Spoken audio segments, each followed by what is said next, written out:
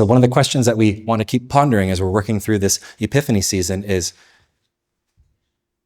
are you an Ananias to one of those people that is your Saul, the person who's opposed to Jesus, the person that's antagonistic, the person that you might not want to qualify as a person of peace, as we talk about, someone who's open to the gospel. Maybe they are quite not open to the gospel, antagonistic towards the gospel. Please stop talking about the gospel. I don't want to hear about it.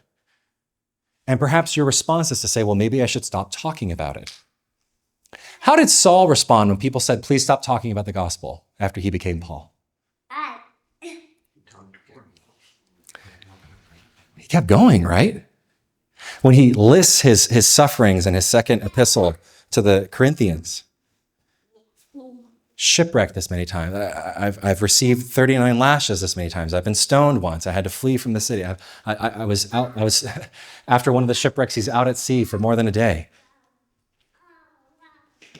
You'd think at some point he'd get the clue, maybe stop doing this whole Jesus thing, right? But no, he presses on. Indeed, after he lists all of the things that he has dealt with, he says, and above all else, I battle the anxiety that I have for all the churches. His heart is that people might become Christians. His heart is that those who are opposed to the gospel, who are far from God, might indeed be drawn close to God.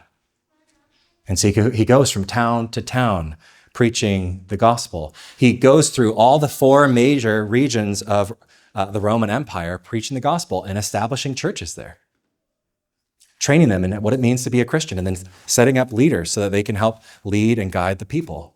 And so as we think about this work, as we think about those who are antagonistic towards the gospel, perhaps we should ponder, perhaps we should shift our prayer life, or perhaps you've written those people off. Perhaps you've no longer been praying for them, and perhaps people say, actually, Lord, am I to be their Ananias? Are they my Saul, that person that I'm not sure about talking to about the gospel? The person that makes me a little bit nervous about talking to them about the gospel? Are you calling me to meet them in the midst of their opposition, in the midst of their concern, in the midst of their fear, in the midst of their anger, to continue to call them to the one who can set all things right, to the one whose desire is to arrest them, to have them pause, to have them focus on him, on who he is, on his truth, on his glory, on his goodness. Might you be willing indeed, as a result of this, be willing to suffer for the sake of the gospel, that another Saul might become another Paul?